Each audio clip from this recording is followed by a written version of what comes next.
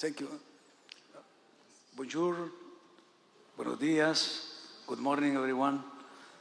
On behalf of El Salvador people and the government of President Bukele, we would like to thank the President and, of course, the Vice President of Türkiye for having us here and give us the opportunity to share with you some reflection on the subject that has convened us this morning.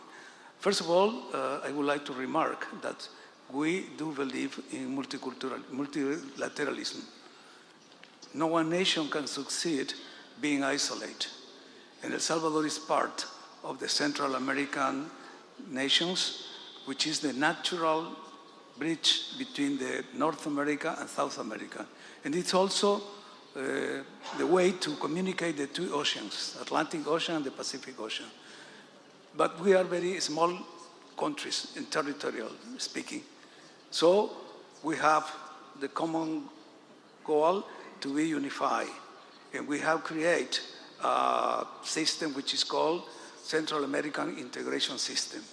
It was created under a protocol in 1991, meaning 33, 34 years ago.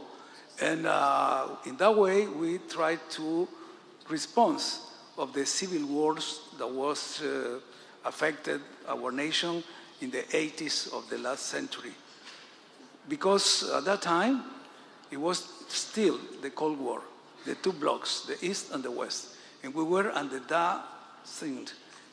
Actually, my generation grew up politically with this ideological and political conflict.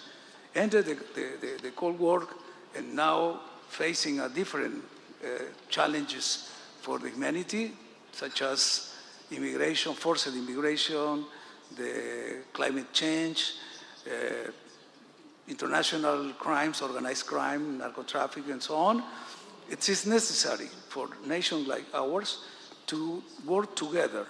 And in that sense, the Central American integration system, it is not only an economical and political example. It is also a sort of cultural and historical challenge that we have taken in order to give more benefits to our population. So far, the SICA system has around 60 million inhabitants with an extension of 550,000 square kilometers. And it is a group of 8 nations, including the Dominican Republic, which is part of the Caribbean, but he has joined to our project many years ago. Why I'm telling that to you? Because regional projects are now probably the response, the answer to the failure of the globalist multilateralism. As we know, after the Second World War, it was created the United Nations as a model of how the nation could deal with the challenge of the post-Second World War.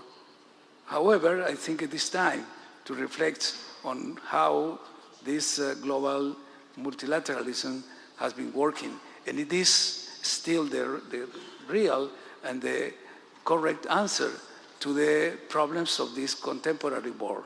And we have serious doubts about that because we can see that the world is on fire and the United Nations cannot prevent the fire. Therefore, we need to work at least trying to heal the world from the damage of this fire. Fire that means international wars, Middle East, Europe, domestic conflicts that, according to the mandate, the United Nations has the mandate to deal and try to solve the conflicts.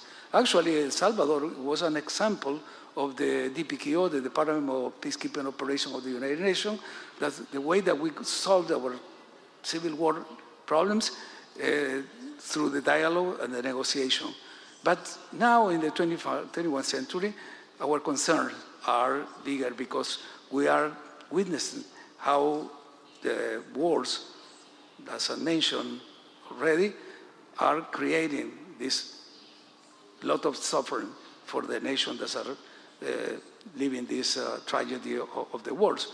So our perspective as a regional organization in Central America and the Caribbean, we would like and we wish to be part of this international movement looking for the peace and trying to present that the enemies, the common enemies that the humanity has is not just nation against nation.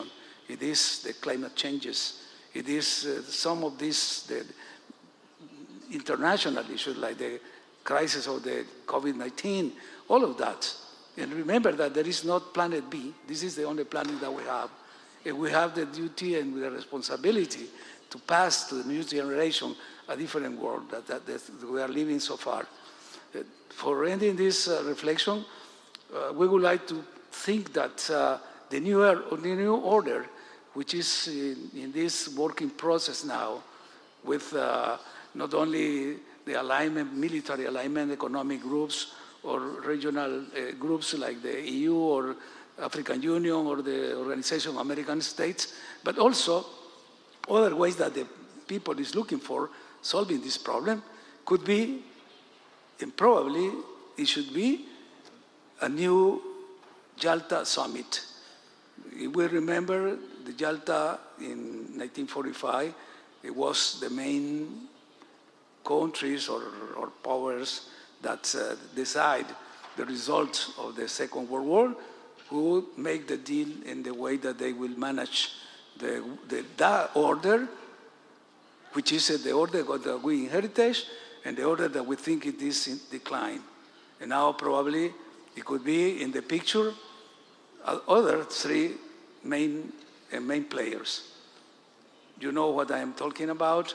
I don't want to mention countries because I don't want to heal sensibilities, but the picture of those three leaders in the Yalta summit in 1945 should be three in the current world, in this precise moment, three others.